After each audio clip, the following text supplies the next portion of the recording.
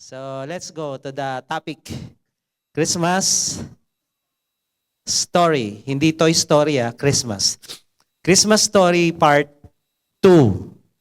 Ang kwento ng part 2 po natin, the birth of John the Baptist, the forerunner of Jesus. So dito po tayo. Let's bow our head and let's pray. Panginoon, salamat sa buhay at sa hininga na meron kami ngayong umagang ito. As you give us life, Lord, I pray that we can use it to the fullest. And today, Lord, I pray, as we listen to your words, speak to us. Let our hearts be open, our minds be open. Hayaan mo, Panginoon, na bawat salita at kwento na aming pag-uusapan, may mapulot kaming lesson, may makuha kaming mga mahalagang mga bagay at mga prinsipyo na pwede namin i-apply sa aming buhay. At hayaan mo, Lord, na maging pagpapala ito sa lahat. Kausapin mo kami bawat isa. Lukuban mo kami ng presensya mo at balutan mo kami ng iyong banal na dugo. Hayaan mo, Panginoon, yung kapangyarihan mo'y dumaloy, yung anointing mo sa buhay ng bawat isa. Thank you, Lord, for blessing your word and blessing us. In Jesus' name, amen, amen. Sige po, palakpakan natin si Lord. So, ang kwento po dito ay si John the Baptist. Si John the Baptist po ay pinsan ni Jesus sa bilang tao. Meron pong pagitan na 5 hanggang 6 na buwan yung kanilang edad. Bago nabuntis si Maria, nabuntis muna yung tita ni Jesus sa laman na ang pangalan ay Elizabeth. Okay? Nagpakita yung anghel muna sa pamilya ni Elizabeth bago kay Maria. So doon tayo pupunta. Lucas 1. Lucas chapter 1 verse 5. Tayo magsisimula hanggang sa mga susunod na verses. Sabi dito, in the days of Herod, king of Judea, there was a priest named Zechariah of the division of Abijah, and he had a wife from the daughters of Aaron, and her name was Elizabeth. Ito nga yung tita ni Jesus. Si Zechariah naman, tito. Ayan. Ang asawa ni tito ay si tita. So they were both righteous before God, walking blamelessly in all the commandments and statutes of the Lord. But they had no child, because Elizabeth was barren, and both were advanced in years. Now, while he was serving as priest before God, when his division was on duty, according to the custom of the priesthood, he was chosen by lot to enter the temple of the Lord and burn incense. And the whole multitude of the people were praying outside at the hour of incense, and there appeared to him an angel of the Lord, standing on the right side of the altar of incense. And Zechariah was troubled when he saw him, and fear fell upon him. Meron pong templo sa Lumang Tipan na inabutan pa yon ni Jesus. May 3 bahagi po yon, yung templong yon, yung outer court. Doon sinusunog yung mga hayop na kinakatay, inaalay doon sa altar. And then pagpasok mo sa holy place, meron doong table of showbread, may mga tinapay. Then may candlestick dito, yung ilawang ginto. Then dito, merong insenso, sinusunog. Sa loob nitong kurtina naman na isang room pa, ito yung Holy of Holies, kung saan yung presensya ni Lord supposed to be. Doon nakatira yung Ark of the Covenant. So itong si Zechariah, doon siya sa may insenso nag-o-offer ng prayer ng bansa. At the same time, yung incense sinusunog niya. Doon nagpakita yung anghel.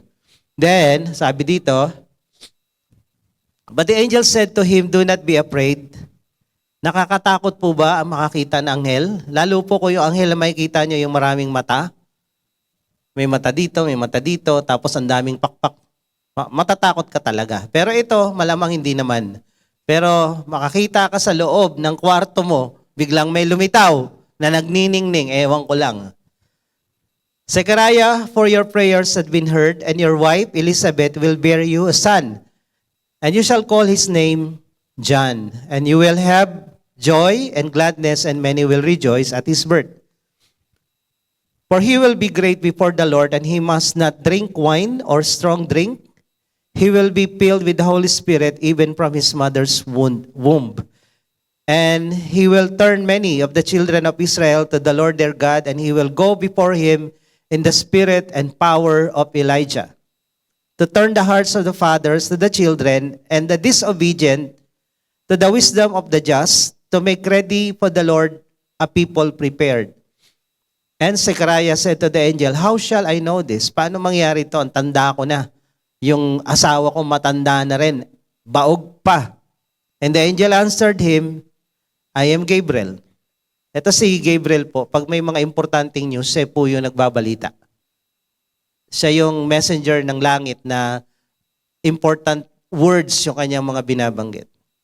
I stand in the presence of God and I was sent to speak to you, to bring you this good news. And behold, you will be silent and unable to speak until the day that these things takes place, because you did not believe my words, which will be fulfilled in their time. And the people were waiting for Zechariah. They were wondering at his delay in the temple. And when he came out, he was unable to speak to them. And they realized that he had seen a vision in the temple. And he kept making signs to them and remained mute. And when his time of service was ended, he went to his home. And after these days, his wife, Elizabeth, conceived. And for 5 months, she kept herself hidden, saying, thus the Lord has done for me in the days when He looked on me to take away my reproach among the people. So ang kwento, dalawang mag-asawa. Anong pangalan ng babae? Elizabeth. Yung lalaki? Zechariah. Ilang taon? Matanda. Yung babae ay baog. Walang anak. Pero naglilingkod sila sa Diyos sa templo. Okay? So ito yung kwento. And then nagkaroon sila ng anak na ang pangalan ay John. Sino si John? Hindi ito kasama ni Marcia, ha? Hindi rin ito John the Beloved. John the Baptist. Pinsan ni Jesus. Okay? Siya yung nagbabautismo, kaya nga the Baptist. So ngayon, let's begin with Luke chapter 1 verse 5 to 6. Isa-isahin natin. Himay-himayin po natin yung kwentong ito at kung anong pwede nating matutunan sa lesson. Sabi ng Luke chapter 1 verse 5 to 6, nangyari ito sa kapanahunan ni Herodes. In the days of Herod, merong priest na ang pangalan ay Zechariah, naglilingkod sa Diyos. Ngayon, unahin natin yung in the days of Herod. Bakit binanggit yung in the days of Herod na kapanahunan ni Herodes? Parang sa Pilipinas, pag tinanong ka, kailan ka pinanganak o kailan nangyari yan? Ay, kapanahunan ni ganito. Ni Presidente Kwan. Di ba? Nung presidente si ganito, tsaka to nabenta, tsaka to nangyari. So, kapanahunan ni Presidente Kwan. So, ngayon, eto, nung nangyari ang kwentong ito, ni Zechariah at ni Elizabeth at ni John the Baptist, kapanahunan ni Presidente o Haring Herodes. Ano ang kalagayan nung panahon ni Herodes? At sino ba si Herodes? Kilala niyo siya? Sa Bible po, merong at least 6 na Herodes. Yung tatay nito at saka yung mga anak niya. Panay Herodes yon. Dahil sa Biblia, yung tinatawag na Caesar at saka Herod, minsan ginagawang hindi lang pangalan, titulo yan. Okay? So dito, itong si Herod, siya yung tinatawag na Herod the Great. Siya yung nagpaganda ng templo sa Jerusalem, na nung dumating si Jesus, sabi ng mga alagad, Lord, nakikita mo yan, ang ganda, di ba? Hindi ganun kaganda yun noon. Nung tinayo yan nila Hagay, galing sila sa exile sa Babylon, umuwi sila ng Israel, bumalik, dahil yung unang templo na tinayo ni Solomon, nawasak na yon. Then umuwi sila, tinayo uli nila yon, yung templo na yon, pero hindi ganun kaganda kagaya ng templo ni Solomon dahil kulang sa budget. Ngayon, nung dumating si Herodes, pinaganda niya yon. Gusto niyang magpabida, magpasiklab. Politician kasi ito si Herodes eh. Alam niyo naman, pag politician, mamimigay ng, ano yun, AIX? Lahat ng pwede ipamigay na hindi naman nila pera, pera naman atin yun eh. Magpabida-bida, magpa-picture dito, pa-picture doon. Yun ang ginawa niya, magpabida-bida, tinayo yung templo, pinaganda, para itong mga Israelita makuha niya loob. Kasi itong si Herodes, hindi siya Israelita. Isa siyang Edomite, kalaban ng Israel. At ayaw ng mga Israelites sa kanya. Pinaganda niya yung templo para makuha niya yung loob. Namimigay ng kung ano-ano para makuha ang boto. Ito siya. Ito siya. Pero, nahirapan pa rin siyang kunin. Dahil hindi siya Hudyo. Dapat ang hari ng Judea, ang hari ng Israel, ng Juda, galing sa tribe of Judah. Ay hindi nga siya Israelita eh. Edomite siya, kalaban siya eh. Ngayon, sino siya? He was a paranoid ruler, a cruel tyrant leader. Matindi tong leader na to. He was distrustful, jealous, brutal, ruthlessly crushing any potential opposition. Kalaban ka sa politika, kalaban ka sa magiging position ko, ipapapatay kita.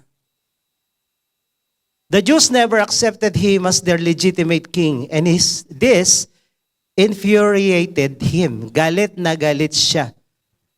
Lahat ng kukuha ng posisyon niya, pinapapatay niya. Sabi dito, he constantly feared conspiracy. Pinapatay niya yung asawa niya. Galing, no? He executed his wife when he suspected she was plotting against him. Piling niya, may plano tong patalsikin ako sa posisyon ko bilang hari. Patayin. And then, yung 3 niyang anak, pinatumba niya rin. Nag-asawa siya uli, pinapatay niya uli. Kasama yung biyanan. Sino si Herodes ngayon? Sakim sa kapangyarihan. Ganit sa posisyon. Politikong-politiko ang dating at lahat ng kalaban ipatutumba. At siya rin, yung nagpapatay sa maraming bata sa Bethlehem. Nang dumating yung wise men, tinanong yung mga tao doon sa Jerusalem at sa Bethlehem at sabi ng mga wise men, nakita namin yung star, pinanganak na yung hari ng mga Hudyo. Pinanganak yung hari ng mga Hudyo. Ay nakarating kay Herodes. Di ba? Tuwingang may kakalaban sa kanya at papalit sa kanya, pinapapatay niya, eto, binalita, hari ng mga Hudyo. Sinilang na yung hari ng mga Hudyo. Kung ikaw si Herodes, anong gagawin mo? Ha? Kapapapatay mo pa lang sa biyanan mo tsaka sa asawa mo dahil gusto kang palitan, eto, meron ng sinilang na hari ng Hudyo. Papalit sa'yo at legitimate Hudyo talaga. Hari galing sa Judah, si Jesus. So ngayon, ang ginawa niya, pinapatay. Tingnan niyo to. Matthew 2:3, when Herod the king heard this, yung tanong ng mga wise men, he was troubled and all Jerusalem with him. Yung word na troubled dito, nagulo yung kanyang isipan at hindi lang siya, buong Jerusalem. Bakit?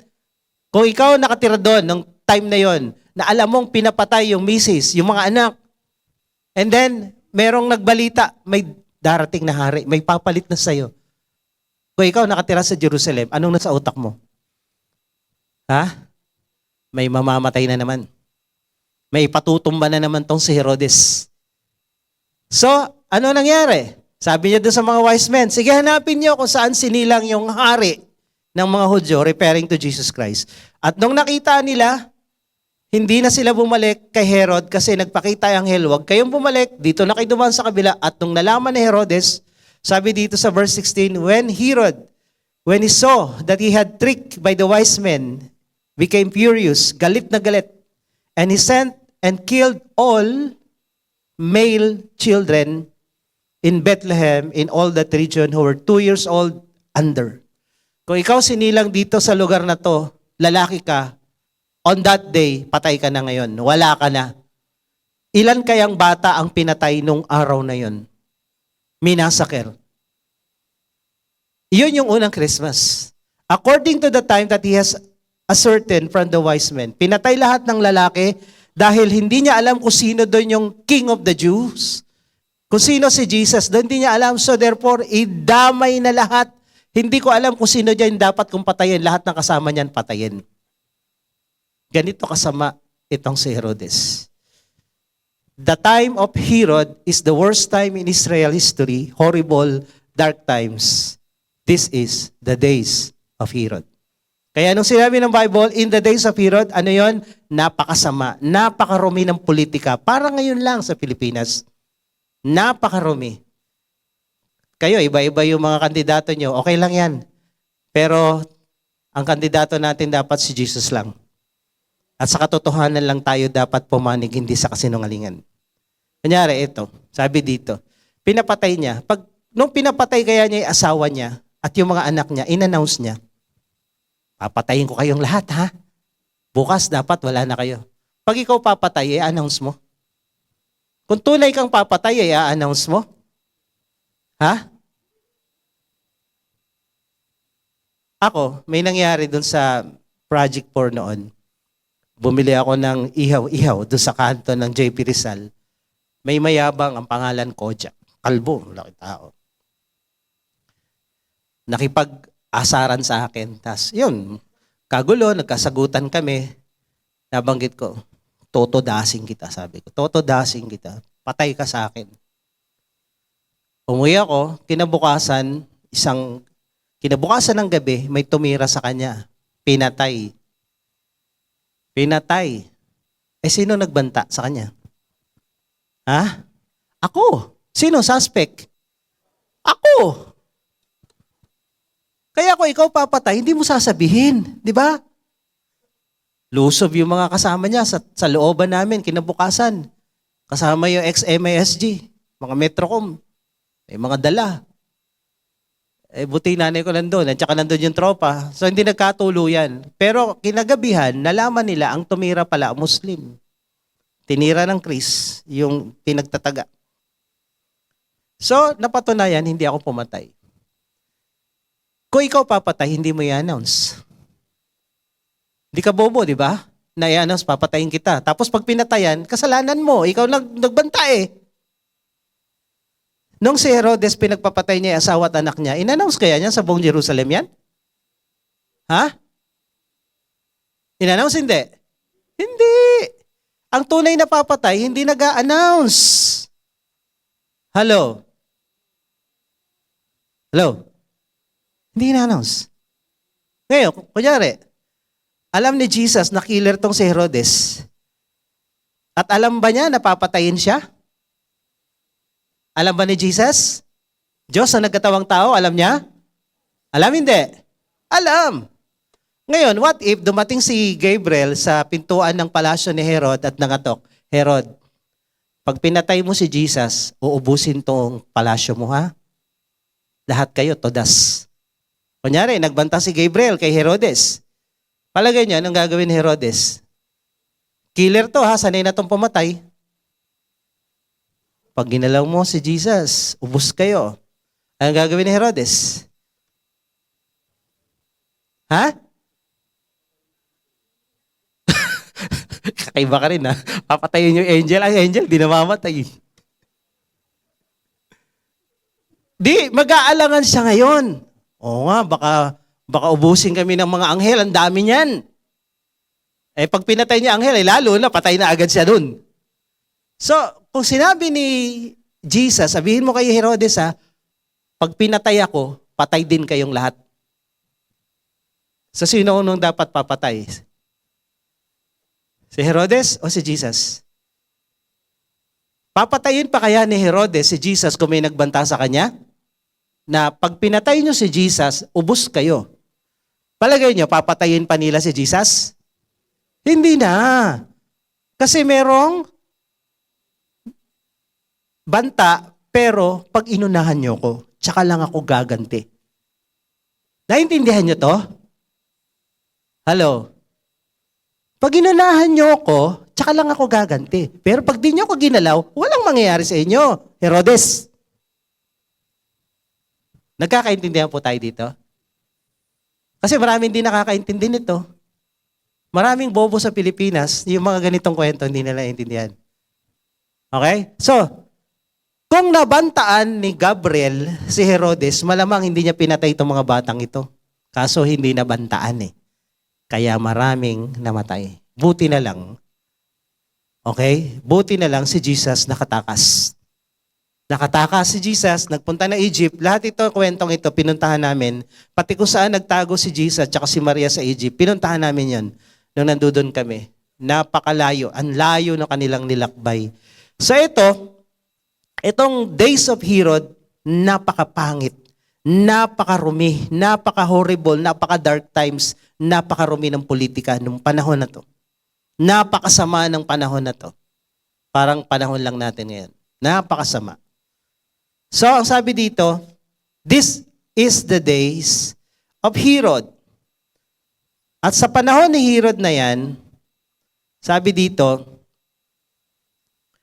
in the days of Herod, king of Judea, there was a priest named Zechariah. Merong isang pare na ang pangalan Zechariah, na under siya ng division of Abijah. He had a wife from the daughters of Aaron, and her name was Elizabeth. They were both righteous before God, walking blamelessly in all the commandments and statutes of the Lord. Tingnan mo sa gitna ng karumihan ng politika, kasamaan ng mundo, at hindi lang yon. Itong Luke and Matthew ay karugtong ng kwento ng Malakay. Between Malakay and Matthew, merong 400 years na pagitan na tinatawag na silent years. Walang revelation si Lord, walang propetang lumabas, walang anghel na nagparamdam for 400 years. Walang nasulat na libro na nakasama sa Bible, wala. Ngayon, for 400 years, bago dumating yung 400 years, assignment nyo ito mamaya pag-uwi. Basahin nyo yung Malakay. Ano yung konteksto ng aklat ng Malakay? Bakit nasulat? Di ba sa Malakay nakalagay yung Malakay 3:10? Give all the tithes. Ang kwento ng Malakay, yung priesthood, corrupt. Corrupt yung mga religious leader. Hindi inalagaan yung templo, pati yung pagtatites na hindi naman yan tinuturo sa lumang tipan kasi ginagawa na nila ng kuhusayan, pinabayaan nila pati pagtatites. Yung templo, yung divorce, lahat ang dami nilang problema, yung awayan ng magulang sa anak, ando doon, daming angal ni Lord sa mga pare. So, may problema na yung religious leaders noon, nung time ni Malakay. Nung lumipas yung 400 years, lumala itong mga paring to. Lumala sila. Naging mafia, naging sindikato. Pagdating ni Jesus, yung templo, sindikato yun. Yung mga nagtitinda sa paligid ng templo, hawak ng pare, yung high priest. Control nila pati yung money changer doon. Kumikita sila ng malaki doon. So from corrupt na mga pare, naging malala. At nagkaroon sila ng mga partition, itong mga parang ito. Nagkaroon ng mga faction. Nagkaroon ng Pharisees, nagkaroon ng Sadducees, nagkaroon ng Essence, kung ano-anong grupo. Doon lumitaw ito sa 400 years. Walang Pharisees sa lumang tipan. Wala. Sa New Testament, walang yan mababasa. So nagkaroon ng ganun mga grupo. Corrupt ang politika, corrupt ang bansa, mahirap ang bansa, corrupt ang mga religious leader, pero merong natira na ang pangalan ay Zechariah. May natirang pare na matino. Ang pangalan Zechariah. So pwede ka palang matino sa gitna ng kalokohan ng mundo? Pwede ka palang matino sa trabaho mo, lahat nagi-green joke, pwede palang hindi ka nakikisama ron? Pwede pala. Lahat gumagawa ng kalokohan sa mga BPO, kung kayo nagtatrabaho doon, pero ikaw, straight ka, yung mga biro-biroan nila, hindi ka nakikisama dahil kalokohan na. Yung mga transaction nyo, kailangan doon tayo sa kuti-kutita, doon tayo magpirmahan. Eh ikaw, Christian ka, matino ka, hindi ka doon. Doon ka lang sa McDo, Jollibee, o sa mga exclusive na mga mamahaling resto. So, pwede ka palang matino kahit yung mga tao sa paligid mo masama? Pwede? Pwede. Ang pangalan niya, Zechariah. Pero ngayon, ang pangalan, ano? Sabihin mo yung katabi mo, ikaw yun, matino ka kahit loko-loko na sa paligid mo. Ayaw yata sabihin, parang hindi makapaniwala to Sabihin nyo, sabi sa katabi mo, ikaw yun. Na kahit masama na yung influence ng paligid mo, matino ka pa rin. Eto siya, si Zechariah, matino, kahit yung mga pari, kurap, lahat kurap. At meron siyang asawa, ang pangalan Elizabeth, pareho silang matino. They were both righteous before God, walking blamelessly, walang kapintasan, walang lahat ng Old Testament law, yung 10 Commandments, yung Levitical law, moral and ceremonial, ginagawa nila. Kompleto, mabait, masunurin. Yung 10 Commandments, huwag kang magkakaroon ng ibang Diyos. Ito yung summary ng 10 Commandments. Huwag kang gagawa ng mga imahe, ribulto, anumang larawan sa langit sa lupa. Huwag kang gagawa ng ribulto at huwag mo sasambahin. Ginawa nila yan. Huwag mo gagamitin ang pangalan ng Diyos sa walang kwenta. Ginawa nila yan. Alalahanin mo ang araw ng pamamahinga. Ginawa nila yan. Igalang mo ang tatay mo, nanay mo. Ginawa nila yan. Huwag kang papatay. Ginawa nila yan. Huwag kang gagawa ng adultery. Ginawa nila yan. Huwag kang magnanakaw. Ginawa nila yan. Huwag kang magkakaroon ng false witness laban kanino man. To your neighbor, ginawa nila yan. Huwag mong aangkinin yung hindi sa'yo. Ginawa nila yan. Perfect. Ang basihan ng lumang tipan sa kanila, righteous, perfect. Okay? Mabait. Ngayon, sa palagay nyo, pag ikaw mabait, karapatan mo ba, karapat-dapat ka bang pagpalain? Yung gusto mo dapat, yung hinihingi mo dapat, yung prayer mo dapat, sinasagot ni Lord? Yes? Pero sila, iba kwento. Verse 7, mabait, masunurin, ginagawa lahat, naglilingkod sa templo, naglilingkod sa Diyos, pero subalit datapwat, but they had no child. Matino, mabait, pero walang anak. Dahil si Elizabeth ay baog at matanda na silang parehas. Okay na sana lahat ng kwento, kaya lang may but. Kung ikaw ito, nagpapakatino ka naman, pinipilit mong magpakabait at sumunod, tama ginagawa mo, nagpipray ka naman, pero walang sagot, nagbibigay ka naman ng tithes, pero kapos pa rin. Kung ikaw to, anong gagawin mo? Umiiwas na nga ako matropa sa mga yan eh. Mga loko-loko yan, nagpapakabait ako eh. Pinipilit ko na ngang sumunod eh. Bakit naman ganito? Naisip niyo ba yan? Dumating na ba kayo sa punto na magtanong ng mga ganito? Lahat ng ginawa ko tama, pero parang baliwala pa rin? Kung kayo, si Zechariah at si Elizabeth, na ang tagal nyo nang naglilingkod sa Diyos, tagal nyo nang na-church sa Juhia, pero hindi pa rin sinasagot yung dasal mo, ano gagawin mo? Sige, tingnan mo yung katabi mo. Ano gagawin mo? Ayawan na? Ayawan na? Tama na. Kakapagod to ah. Lokohan lang ata to. Akala ko pag naglingkod ako sa Diyos, ginawa ko tama. Akala ko pagpapalain ako. Bakit wala? Bakit walang blessing? Bakit walang anak? According to the Old Testament teachings, ang paniniwala, pag baog ka, hindi natutuwa ang Diyos sa'yo. Walang pabor ang Diyos sa'yo. Yun ang paniniwala at turo. Dahil ang mga anak ay senyales na ang Diyos ay pinapaboran ka. Sabi ng Psalm 127:3, behold, children are gift, blessing from the Lord, the fruit of the womb, a reward. So, lumalabas, ang pabor ng Diyos wala sa'yo. Hindi ka nabibless kasi wala kang anak. Pero matuwid ka. Naglilingkod ka sa Diyos. Kung totoo yan, kung kayo, hindi na lang kayo to, nakita nyo, naglilingkod, lagi naman na sa church, ba't walang pera yung mga yan? Ba't ang ungutang sa akin yan? Ano isipin mo? Ha? Halos din na nga yung malis ng church eh.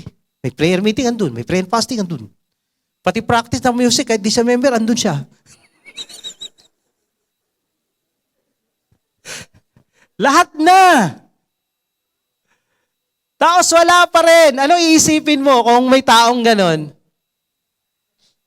Ha? Isipin mo, baka naman peke yan. Baka naman di totoo talaga naglilingkod kay Lord yan. Baka naman kunya-kunyari lang yan. Diba? So, because of this, maraming pain na nararamdaman itong mag-asawang ito. Una, yung prayer nilang magkaano ng anak, sa Israel, ang babata pa, nag-aasawa na. Tanda na nito, wala pa ring anak. So walang sagot sa prayer nila. They are being misunderstood ng mga tao sa paligid ng mga kamag-anak at kaibigan nila. Hindi naman talaga naglilingkod sa Diyos yan eh. Kasi kung talaga naglilingkod sa Diyos yan, dapat pinagpalaan na yung mga yan. Dapat may anak na yan. Dapat mayaman na yan.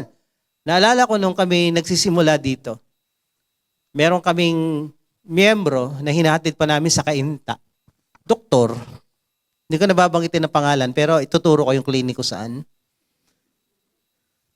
Sabi niya, kung kayo mga lingkod ng Diyos, bakit ang kotse niyo luma? Ayun yung pinanghahatid namin sa kanya, ha?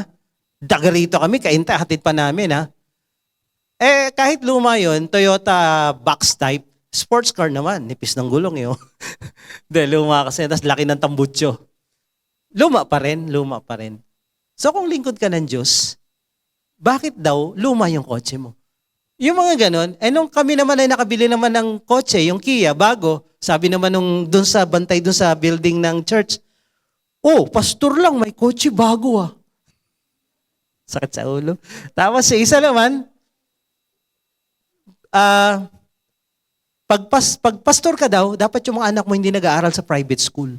Alam, mahirap maging pastor eh. Pag mayaman ka, questionin ka. Pag mahirap ka, questionin ka. Wala kang mapupuntahan. O, ba't mayaman yan? Pastor lang yan. O, ba't mahirap yan? Pastor ka. Dapat mayaman. Sakit sa ulo. Kaya huwag kayong magpapapaniwala sa sinasabi ng iba. Kahit nga sa media, huwag kayong maniwala lagi ha. Hindi lahat ng media nagsasabi ng totoo. Hindi. Mamili kayo, magsalik. Kung sinasabi ko, huwag kayo maniwala sa mga napapanood nyo sa TV na nagtuturo ng salita ng Diyos, kahit sa akin, saliksikin nyo. Ganon din naman sa news, hindi lahat totoo yan. Yung iba naman nagsasabi ng news, pero pili. May ano yan? May pinapanigan. May kinikilingan, hindi yung walang kinikilingan. Hindi na ganon ngayon. Kalokohan. So, misunderstood. Naglilingkod sa Diyos, pero walang anak. Nakakahiya yan. Disgrace, shame, embarrassment, insult. Lagi na lang silang pagdadaan, usapan. O, ayan na naman yung dalawang matandang yan. Wala na lang. Pa-church-church pa yan, ha? Pa-church-church pa yan, ha? Pero pag nag-away naman sa pa-church-church pa yan, ha? Yung mga marites-parites sa paligid natin, huwag natin pinakikinggan yan. Huwag natin pinakikinggan. So itong si Zachariah at si Elizabeth, ang daming pain na naramdaman dahil sa pangyayari. Pero nag-backslide ba? Tumigil ba sa paglilingkod sa Diyos? Tumigil ba sa pagpunta sa templo? Hindi. Hindi tumigil, hindi napagod, hindi nagsawa, hindi give up. Verse 8. In spite of an answered prayer, they remained faithful to God.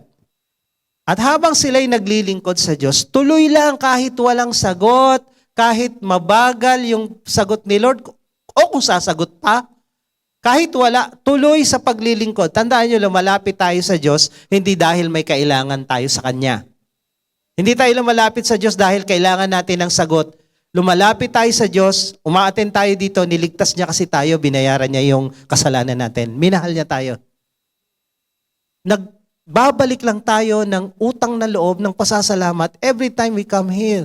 Hindi, Lord, kaya ako nandito may kailangan. Teka lang, nauna siyang nagbigay, buhay niya binigay sa atin eh.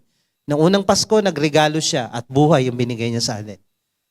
Kaya, wala na ibang dahilan bakit tayo pupunta sa templo kundi nagpapasalamat at naglilingkod. So ito, pumunta siya sa templo pa rin kahit walang sagot sa dasal niya. He was serving as priest before God. And then, sabi dito, napili siya na magsunog ng insenso. Sa buhay ng mga pari nung panahon na yon, pwedeng hindi ka mapili na pumasok doon hanggang kamatayan mo. Sa dami nila, palabunutan to eh. First time na napili siya at siya yung nagsunog ng insenso. Ang simbolo ng pagsusunog ng insenso doon sa maliit na altar na yon, simbolo yon ng prayer ng bansang Israel. Pag pumasok ka bilang priest, pinagdadasal mo yung prayer request ng lahat ng yon sa labas, pinagpipray mo sila, at yon inaakyat mo sa Diyos. Through the incense, symbolically. Pero imaginein mo, pinagpipray mo yung iba, ikaw nga yung prayer mo hindi nasasagot. Sige nga, papray-pray ka, yung prayer mo nga hindi sinasagot ni Lord eh. Kung kayo yun, magpipray pa kayo para sa iba, 10 names, Lord. 10 names ka dyan, wala nga sagot yung prayer ko. Hello? Magpe-pray ka pa? Sige nga, magpe-pray ka pa, yung prayer mo nga hindi sinasagot ni Lord, tapos magpe-pray may ibang tao? Magiging selfless ka pa rin ba? Na parang unfair na to sa buhay na to? Sila sinasagot, tapos pag nag-pray ka sa kanila, sinasagot sa'yo, wala. Ano ba namang klaseng Diyos yan? Naisip niyo yun? Hindi niya naisip yun. Tuloy lang siya kay Lord. He's still in the temple, serving God. Yung word na service dito, liturgy. Dito galing yung kinuha ng mga pare, yung serving liturgy. Ibig sabihin ng liturgy, hindi letter G. God. Liturgy, paglilingkod, serving God by serving people. Naglilingkod ka sa Diyos sa paglilingkod mo sa tao. Kagaya ng ginagawa natin dito, tuloy lang sa paglilingkod. Ngayon, dumating yung oras na yung prayer niya, sasagutin na ni Lord. Sabi mo sa katabi mo, congratulations. Sasagutin na ni Lord. Sa tagal. Sa tagal. Kaya nga sabi dito, 1 Corinthians 15:58, mga kapatid, huwag kayong mapagod, be steadfast, immovable, tuloy lang sa paglilingkod sa Diyos, knowing that in the Lord your labor is not in vain. Walang sayang. Yung akala mo, walang nangyayari, tuloy mo lang, may mangyayari yan. Tuloy lang, huwag kang mapagod. Hindi sayang ang paglilingkod sa Diyos. Hindi sayang yung pagpipray sa 10 names. Hindi sayang yung pagbabible study. Hindi sayang yung pagbubuhat mo dito ng mga speaker. Hindi sayang. Galatians 6:9-10. Huwag kang mapagod, huwag kang magsawa sa paggawa ng mabuti dahil sa tamang panahon, aani ka rin kung hindi ka susuko. Sabi mo, huwag kang susuko. Do not give up. So then, as we have opportunity, kung may pagkakataon, let us do good to everyone, especially to those who are in the household of faith. Huwag kang magsawa, gumawa ng mabuti, lalo na sa kasama sa church, kung lalo ngayong Pasko. Kailan darating yung moment mo when you are ready for this? Paghanda ka na sa isang bagay, minsan hindi mabigay-bigay ni Lord yung pinagdadasal mo kasi hindi ka handa. For example nga, nagpe-pray ka ng asawa, hindi ka naman marunong magluto. Anong gagawin mo?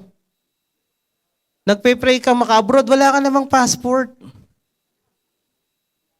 Nagpe-pray kang magkaroon ng sasakyan, hindi ka marunong mag-drive. Pag binigyan ka, anong gagawin? Nakatenga dyan sa gilid, kakalawangin. You need to prepare for what you pray. Kailangan mo pinaghahandaan yung pinagdadasal mo. Para pagdating niyan, hindi sayang. Hindi dadaan lang sa kamay mo at mawawala uli. Sa pag-ready ka na, ibibigay ni Lord yung para sa'yo. Are you ready? Sino ready dito? Taas ang kamay. Sure? Pag ready ka, ibibigay ni Lord. Pangalawa, kaya binibigay ni Lord, oras mo na. Timing mo na. It's your moment. It's your moment. Luke 1:13, sabi dito, the angel said to him, huwag kang matakot, Sekaraya, sinagot na yung dasal mo. Habang siya ay nagpipray para sa prayer ng iba, habang siya ay naglilingkod sa Diyos para sa iba at para sa Diyos, binigay ni Lord yung para sa kanya. Pag ikaw naglilingkod sa Diyos, naglilingkod para sa ibang tao, darating din yung para sa iyo. Darating din yung para sa iyo. Sabi mo sa katabi, darating din yung para sa iyo. Hinahanda lang ni Lord yan. Pinapaganda lang ni Lord. The longer you wait for your prayers to be answered, the nearest you are to its fulfillment. Kung matagal ka nang nag-aantay, patagal ng patagal, ibig sabihin, palapit ng palapit. Huwag kang aatras. Naalala niyo yung kwento? Lumangoy galing ng Batangas papuntang Mindoro. Nung nangalahati na at napagod na, parang sabi niya, parang di naman ako nakakarating sa Mindoro, parang ang layo pa rin. Nasa gitna na ha.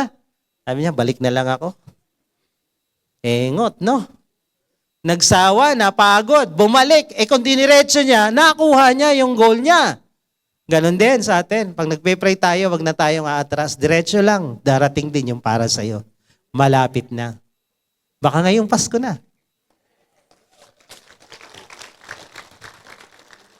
Baka ngayon na. Baka mamaya lang. Baka bukas lang. So just keep serving and worshiping while you're waiting. Di ba kinanta natin, while I'm waiting, I will worship while I'm waiting. I will serve you while I'm waiting. Tapos ang sabi doon, I will not faint. Di ako mapapagod, di ako magsasawa. Tuloy. Habang nag-aantay, kahit tumagal tuloy, dahil alam ko, ang Diyos na pinagdilingkuran ko, hindi sinungaling na Diyos.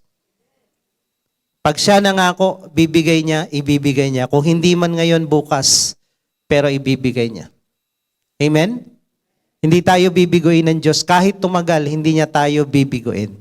Sabi ng Psalm 56:8, your numbers, my wanderings, you put my tears in your battle. Yung mga luha, yung mga sakripisyo ni Zechariah and Elizabeth, hindi kinakalimutan ng Diyos yun. Yung pag-aantay mo, yung prayer mo, yung sakripisyo mo, yung paglilingkod mo, sa Kanya, hindi yan nababaliwala. Hindi yan kinakalimutan ng Diyos. May reward yan. Sabi ng Jeremiah 31:16. Sabi ni Lord, tumigil ka na sa pagluha, kaiyak. For there is reward for your work, declares the Lord. Keep your voice from weeping and your eyes from tears. Sabi ng 30:5 Psalm, weeping may last for the night, but joy comes in the morning. Ang pagluha, pagtitiis sa gabi. Pero pagdating ng umaga sa buhay mo, andyan dyan ang pagpapala. Andyan dyan ang saya. At umaga na sa buhay mo. The joy has come. The morning has come. Amen? God's compassion, they are new every morning. Kaya morning na sa buhay natin. So nung dumating yung anghel, ang sabi niya, magkakaroon na kayo ng anak. Sinagot na yung dasal mo sa tagal. Sa tagal. Grabe. Pero nung dumating naman yung sagot, ang sabi ni Lord, sabi ng anghel sa kanila, sabi ni Lord, ang pangalan daw na ibibigay sa anak niyo, John. Ang ibig sabihin ng John, Yahweh o the Lord has shown favor. Grasya. Ibig sabihin ng John, grace, grasya ng Diyos. So, pag sinagot ng Diyos ang iyong dasal, from disgrace to grace, from sorrow to joy. Sabi doon sa verse 14, you will have joy and gladness, and many will rejoice at His birth. Dahil sa anak na ito, sa anak na ibibigay sa inyo, maraming magsasaya, kayo magiging masaya din. Tingnan nyo, binanggit yung you have joy, you have gladness. Magkaiba to eh. Mukhang magkatunog. Gladness and joy, parang repetition. Yung joy is internal, gladness is external. So parehas yun, ibibigay ni Lord sa'yo pag sinagot niya na yung dasal mo. When the Lord bless, He don't add sorrow with it. Kaya pag sinagot na ni Lord yung dasal mo, walang lungkot, panay, saya. Joy and gladness. And the morning has come. Sabi dito, the longer the waiting, the greater the blessing. Kaaantay nila sa isang anak, ordinaryong anak lang inaantay, pero ang binigay ng Diyos sa kanila, hindi ordinaryong anak, propeta. At ang sabi ni Jesus, He is greater than all the prophets in the Old Testament. Siya yung pinakamalupit at pinakamatindi. Siya yung continuation nung nakasulat sa Book of Malakay na darating na propeta na ihahanda ang daan ng Panginoon. Atras tayo ng konti. Yung 400 years, ito yun eh. Malakay, Matthew, Luke, 400 years ang pagitan niyan. During that 400 years, walang propetang lumitaw, walang anghel na nagparamdam, walang aklat na nasulat patungkol sa Diyos na nasulat sa Biblia. Yung word na Malakay means messenger. Ang mensahe ng Malakay is yung corruption ng mga pare at yung pangako na may lilitaw na mensahero. At natupad lahat yun sa Lucas at sa Matthew.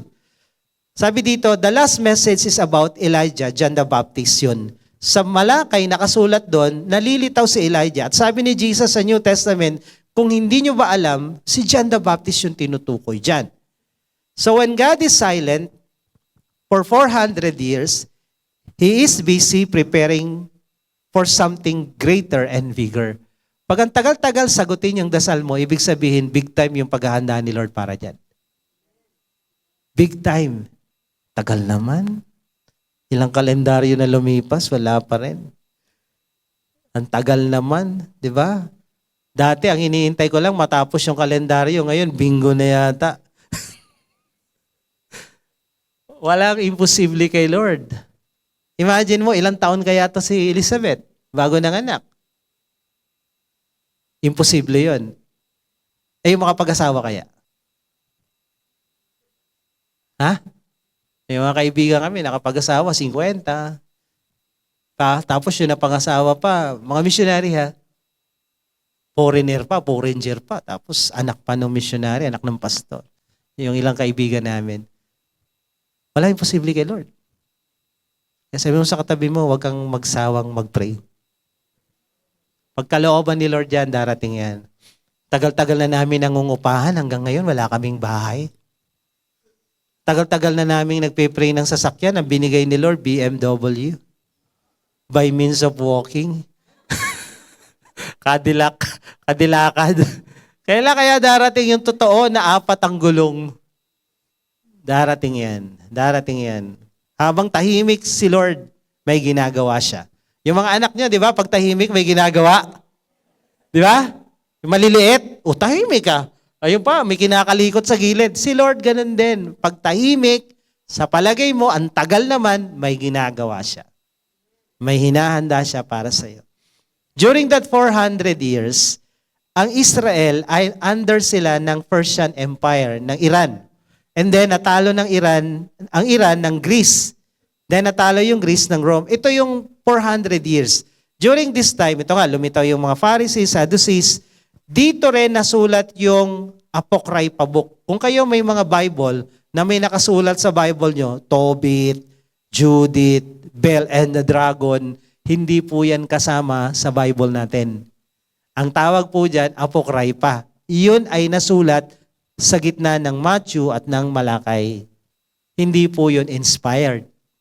Pero ang ginawa ng Katoliko, isinama doon sa Bible na 66. Kaya nagdagdag sila. Yung mga yan ay historical, hindi inspirational biblical. So historical siya, malalaman mo kung ano nangyari sa 400 years kung saan yung mga Greeks ay naghari nung panahon na yon. So during those times, ang corruption, grabe. Ngayon, sa Book of Malakay, may mga nakasulat na ganito. Behold, I will send my messenger and he will prepare the way before me. Dahil nga, corrupt na yung mga pare, ang sabi ni Malakay, may lilitaw na mensahero, ako. At yung word na salitang Malakay, ay messenger din ang meaning. So, and he will prepare the ways before me. Ang tinutukoy dito, si John the Baptist. 400 years before. And the Lord whom you will seek suddenly will come to his temple. Ipapadala niya yung messenger, referring to John the Baptist, and then lilitaw si Jesus sa templo. At yun ang nangyari sa New Testament. Sabi sa verse 13, your words had been hard against me, says the Lord. Sabi ng mga pare, but you say, how we have spoken against you. You have said, it is vain to serve God. Walang kwenta na paglingkuran namin ng Diyos. What is the profit of our keeping? Anong mapapala namin kung susunod kami sa pinag-uutos ng Diyos, walking as in the morning before the Lord, umaangal na. Through the prophet Malakay, yung expression na, wala namang silbi, wala namang kwentang maglingkod sa Diyos. Yun yung angal noon pa, 400 years ago. Pero itong si Karaya, tuloy ang paglilingkod. Kahit sinabi na rito, wala namang kwentang maglingkod sa Diyos, corrupt yung mga pare, corrupt yung mga leader natin. Tuloy lang siya. And then, sinagot ni Lord yung kanyang dasal. Malakay 4:5. Behold, I will send you Elijah the prophet before the great and dreadful day of the Lord comes. Si Elijah, yung anointing niya na kay John the Baptist. So kailan daw lilitaw si Elijah? Before the great and dreadful day of the Lord. Yung great day of the Lord is nung dumating si Jesus para iligtas ang mundo.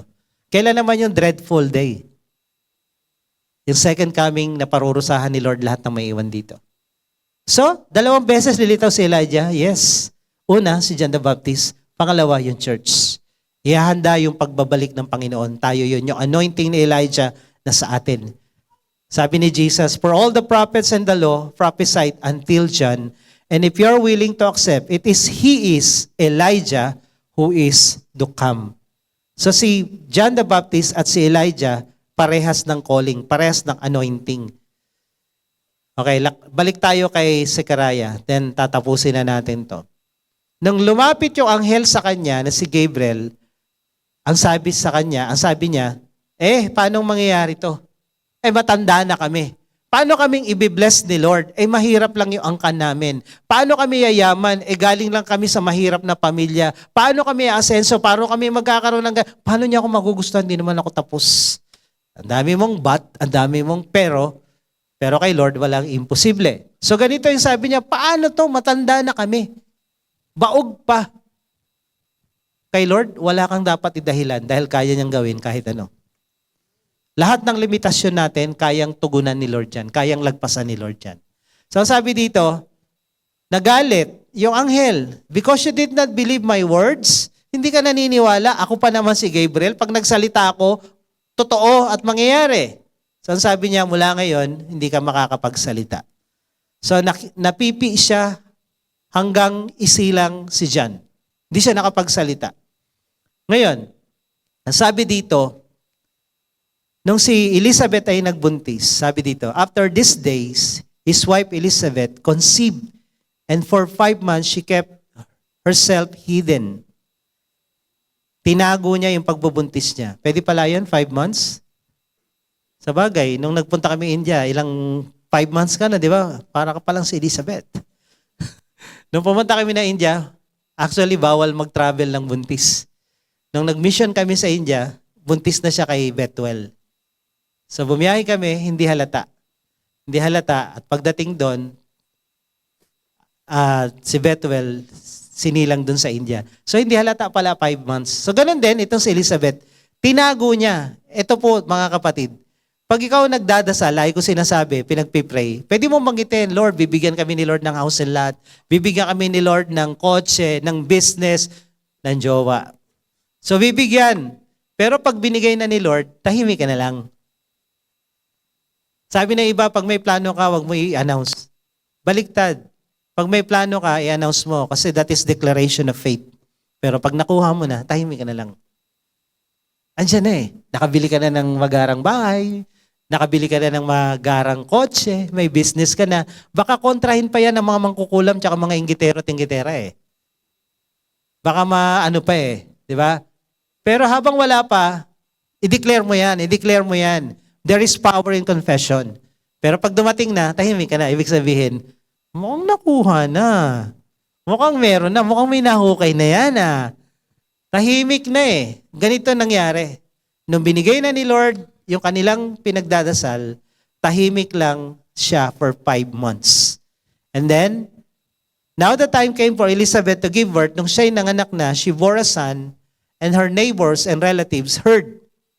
Hindi nila pinangalandakan, pero nababalita yan. Ay, nakabili siya ng bagong sasakyan. Oy, may house and lot na siya. Oy, may business na siya. Hoy, kakasal na siya. Hindi ko alam, may jowa pala yan. Tahimik nyo. Okay, kalimutan niyo yung sinabi ko. Hindi yan para sa'yo. Ayaw nyo i-claim Nalaman ng mga kaibigan, kamag-anak, and the Lord had shown great mercy to her, and they rejoice with her. At pag nandyan na, nalaman nila, yun na, pwede, house blessing. May bahay ka na. Invited ka sa kasal. Uy, may jowa ka pala. Ganon lang kasimple. Simple lang pag nandyan na. Pero habang wala pa, declare it. Amen? So, para sa inyo, your moment has come. Yung iba sa inyo dito, yung matagal lang pinagpipray, regalo ni Lord ngayong Pasko sa iyo, answered prayer. Ikaw lang nakakaalam niyan kung ano. Tayo, let's pray. Kung sino ka man, sinasagot na ni Lord yung prayer mo. Kung para sa iyo to i-claim mo na. So ang tagal nag-antay. Pero, huwag kayong mag-alala. Pag kay Lord ka nag-aantay, those who wait upon the Lord, they will not be put to shame. Hindi mapapahiya pag sa Diyos nag-antay. Pag sa tao ka nag-antay, wala. Pero sa Diyos, hindi ka mapapahiya. So before we close, sino po dito yung ngayon lang naka-attend? Meron po ba? Pakitaas nga kamay nyo, wag ayway. Closing prayer na po tayo. Gusto ko lang kayo ipag-pray. Baba kayo dito. Sige po, taas ang kamay. Kung merong nag-invite sa inyo, samahan nyo. Kung wala naman, punta po kayo dito sa harapan. Mga usher, pakiguide sila. Pagpe-pray ko po kayo, tapos na tayo. We just want to bless you and pray for you sa ating pagtatapos. While I'm waiting, we will worship. While we are waiting, we will serve. While we are waiting, sabi ng song, kung alam niyo yung song kanina, ito po yung dapat na commitment natin. Habang nag-aantay, tuloy lang sa paglilingkod, tuloy lang sa pagsamba, tuloy lang sa pagsunod sa mga salita ng Diyos dahil darating din yung araw, ibibigay ni Lord yung para sa iyo. Hinahanda niya lang, pinapaganda niya lang, binabalot niya ng matindihan, nire-ready niya para sa iyo. At pag si Lord nagbigay, mas matagal, mas the best. Amen? Mas the best. Sa ating mga bisita ngayon, sana kinausap kayo ni Lord kung ano man yung pinagdadasal nyo. Kayang sagutin ni Lord yun. Pero higit sa lahat, bago ibigay ni Lord yung hinihingi nyo, ang gusto ni Lord na ibigay sa inyo, yung buhay niya, yung sarili niya. Dahil lahat ng mga hinihingi natin, wala yan kung wala si Lord. Pag wala si Lord, wala lahat. Pero pag nandyan si Lord, lahat ng pwede nating hingin sa mundo, kasama yan kay Jesus. If we have Jesus, we have everything. Kaya tanggapin po natin si Jesus sa puso natin, mga kapatid. Lahat po tayo pwedeng yumuko at pumikit. Bow our head and close our eyes. At pwede bang itaas natin isang kamay natin sa Diyos? Simbolo na, Lord, andito ako. Kung ano man yung hinihingi ko, tinataas ko sa iyo. At kung ano man yung gusto mong ibigay, tinatanggap ko. Higit sa lahat yung kaligtasan. At habang tayong lahat ay nakayukot, nakapikit, sumunod kayo sa panalangin ito. Sabihin niyo, Panginoong Jesus, Panginoong Jesus, sa oras pong ito, ako po'y lumalapit sa iyo. Nagpapakumbaba. Inaamin ko. Ako'y isang makasalanan. At wala akong magagawa. Para iligtas. Para baguhin. O ayusin man. Ang aking sarili.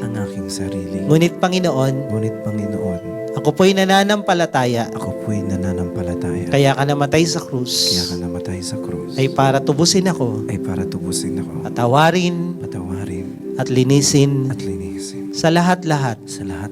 Ng mga kasalanan ko. Salamat po. Sa pagpapatawad mo. At sa buhay na walang hanggan. Binubuksan ko sa iyo ang aking puso. Pinapapasok kita. Bilang aking Diyos. Panginoon. At tagapagligtas. Ng aking buhay. Ito po ang aking dalangin. Sa pangalan ni Jesus. Amen. Ako na lang pong magpipray. Patuloy tayong nakayukot, nakapikit. Pwede nyo nang ibaba ang inyong mga kamay. Lord, dalangin ko sa lahat ng mga anak mo na lumapit dito sa harapan. May mga bitbit silang panalangin. May mga hinihiling sila sa iyo. Mula dito hanggang sa taas. Bawat isa, meron, Panginoon. At minsan, dumadating yung punto na para bang napapagod na. Nagsasawa na kami sa kaaantay, kahihingi nito na parang walang nangyayari. Nawa, O Diyos, ang example ni Sicaraya at Elizabeth ay maging lesson sa amin na hindi magsawa na humingi. Hindi mapagod na maglingkod sa iyo. Hindi mapagod, Panginoon, na pumunta dito kada linggo, mag-pray ng mga tao, mag-share ng gospel, at lahat ng mga bagay na dapat gawin pa rin. Kahit parang antagal lang tugon mo sa mga dalangin namin. Lord, the longer we wait, the nearer we are to its fulfillment. The longer we wait, pinapaganda mo yung blessing na ibibigay mo sa amin. Kaya Lord, nakita namin to, hindi mo kami bibiguin. Kung paano mo ginawa ito kay Elizabeth, kay Sicaraya, binigay mo yung the best para sa kanila. Ganon din sa bawat isa. You are preparing the best for us. Kaya salamat Lord this week. Maranasan po namin ang katugunan sa mga dasal na matagal na naming hinihingi sa iyo. There will be a miracle, there will be a breakthrough this week. Thank you Lord, we give you praise, we give you all the glory, the honor and the thanksgiving, Lord, in Jesus' name. Amen.